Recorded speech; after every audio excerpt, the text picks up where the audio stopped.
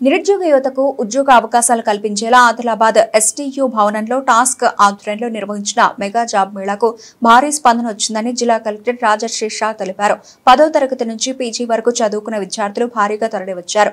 33 కంపెనీలు ఇందులో పాల్గొనగా దాదాపు 3,500 నిరుద్యోగులను ఎంపిక చేయనున్నారు. జాబ్ మేళాలో పాల్గొని నిరుద్యోగులను ఉద్దేశించి మాట్లాడారు. ఏదైనా ఒక రంగంలో కొనసాగాలని, అలా కొనసాగుతూ స్కిల్స్ పెంచుకోవాలని సూచించారు.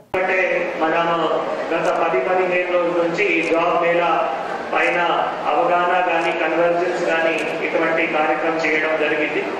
సో అయితే మీరు అందరూ కూడా అది స్పందించి మళ్ళీ ఇది ఒక మంచి అవకాశం మన జిల్లాలో ఉంది కాబట్టి మీరు అందరూ కూడా స్పందించి ఈరోజు ఇక్కడ రావడం జరిగింది. కాబట్టి మీ అందరికీ కూడా ధన్యవాదాలు, శుభాకాంక్షలు కూడా తెలియజేస్తున్నాము.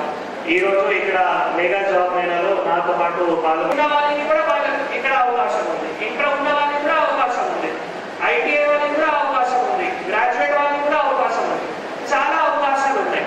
సో మీ దగ్గర ఉన్న క్వాలిఫికేషన్ ప్రకారం ఇక్కడ మీది రిజిస్ట్రేషన్ అయిన తర్వాత మళ్ళీ అక్కడ వారు ప్రిలిమినరీగా స్క్రూటినీ చేస్తారు. ప్రిలిమినరీగా స్క్రూటినీ చేసేటప్పుడు దయచేసి మీ ఉన్న స్కిల్స్ కంపెనీస్ వాళ్ళకి నచ్చ చెప్పాలి.